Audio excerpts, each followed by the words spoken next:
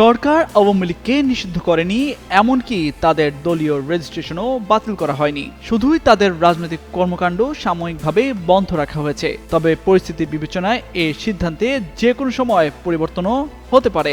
যুক্তরাষ্ট্রে অবস্থানকালে এক গণমাধ্যমকে দেয়া সাক্ষাৎকারে কার্যক্রম নিষিদ্ধ আওয়ামী লীগকে নিয়ে এমনই মন্তব্য করেন প্রধান উপদেষ্টা অধ্যাপক ডক্টর মোহাম্মদ ইউনূস।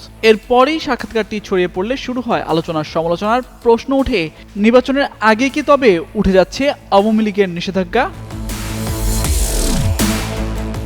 জিটিওর মেহেদী আনফিল্টার্ড অনুষ্ঠানে আল জাজিরার সাবেক সাংবাদিক মেহেদী হাসানের সঙ্গে সাক্ষাৎকার নিয়ে গণমাধ্যমের মুখোমুখি হন প্রধান উপদেষ্টার প্রেস সচিব শফিকুল আলম।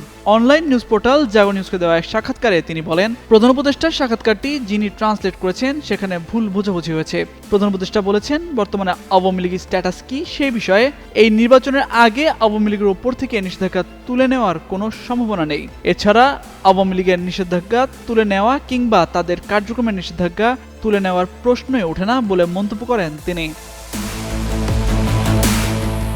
আওয়ামী লীগের নির্বাচনে অংশ নেওয়ার ইস্যুতে প্রেস সচিব বলেন, আওয়ামী লীগের কার্যক্রমে যে নিষেধাজ্ঞা সেটি তুলে নেওয়ার কোনো চিন্তাভাবনা এই সরকারের নেই। সে অনুযায়ী নির্বাচন কমিশনও তাদের উপর একটি নিষেধাজ্ঞা আরোপ করেছে। তারা নির্বাচন করতে পারবে না। সেক্ষেত্রে এটি স্পষ্ট, লাউড অ্যান্ড ক্লিয়ার।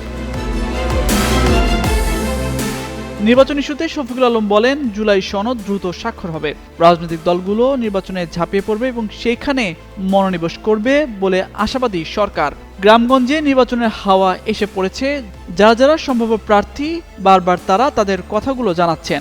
সময়ের সাথে সারা দেশেও এই হাওয়া ছড়িয়ে পড়বে বলে আশা ব্যক্ত করেন প্রধান উপদেষ্টার প্রেস সচিব।